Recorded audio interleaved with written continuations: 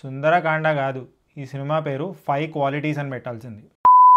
Hi guys, Nara Rohit గారి film Sundarakanda ఈ రోజే రిలీజ్ అయింది భయ్య. అండ్ నేను చూసేసాను కూడా. సినిమా ఎలా ఉందంటే ఫస్ట్ పాజిటివ్స్ గురించి మాట్లాడుకుందాం భయ్య. దానికంటే ముందు సినిమా స్టోరీ ఏంటంటే హీరో పెళ్లి చేసుకుందాం అనుకుంటాడు, కానీ ఇలాంటి అమ్మాయిని కాదు. ఆ అమ్మాయిలో 5 క్వాలిటీస్ ఉండాలి. ఆ 5 క్వాలిటీస్ ఏంటి, ఆ అమ్మాయి దొరికిన తర్వాత ఏమవుతుంది, ఆ అమ్మాయికి ఆయన పాస్ట్ కి ఏమైనా కనెక్షన్ ఉందా, ఆ అమ్మాయి ఆయన లైఫ్ లోకి వచ్చాక ఏమవుతుంది అనేదే సుందరకాండ మూవీ. ఇప్పుడు ఈ సినిమాలో పాజిటివ్స్ గురించి మాట్లాడుకుంటే ఫస్ట్ పాజిటివ్ ఈ సినిమాలో కమెడియన్ సత్య గారి role. He provides good comic relief భయ్య. ఓ పడి నవ్విస్తాడని చెప్పాను కానీ మత్తు వదలరా సినిమాలో కామెడీ టైప్ ఎక్స్పెక్ట్ చేయకండి. ఈ సినిమాలో కూడా నవ్విస్తాడు, చాలా సిచ్యువేషనల్ కామెడీ ఉంటుంది. So one of the positives is Satya గారి కామెడీ. సెకండ్ పాజిటివ్ ఏంటంటే భయ్య, మూవీ ఐడియా చాలా నావెల్ గా ఉంది. కొన్ని డైలాగ్స్ కూడా బాగున్నాయి భయ్య. నారా రోహిత్ గారి లుక్స్ ఇంకా పర్ఫార్మెన్స్ కూడా బాగుంది. సోలో ఇంకా జో అచ్యుతానంద మూవీలో లుక్స్ ఉంటాయి కదా, he's back to that look. కొంచెం స్లిమ్ గా కూడా తయారయ్యారు. ఈ సినిమా సెకండ్ హాఫ్ నాకు నచ్చింది భయ్య. These are the positives. ఇప్పుడు నెగటివ్స్ ఏంటంటే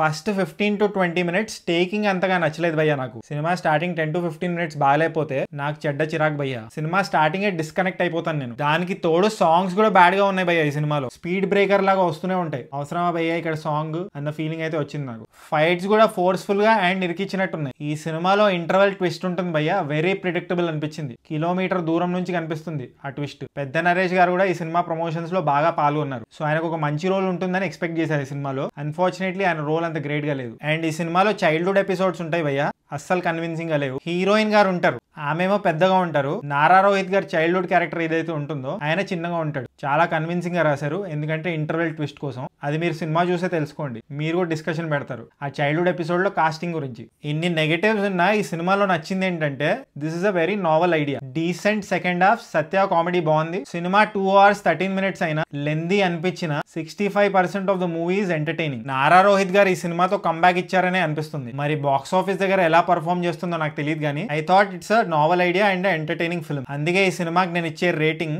2.80 టొమాటోస్ భయ్య. ఒకవేళ మీరు ఈ సినిమా చూస్తుంటే మీరేం టొమాటోస్ ఇస్తారో కామెంట్ చేయండి. అండ్ జస్ట్ ఇన్ కేస్ ఇంకా సబ్స్క్రైబ్ చేసుకోకపోతే సబ్స్క్రైబ్ చేసుకోవచ్చు కదా. పుచ్చుక్ పుచ్చుక్.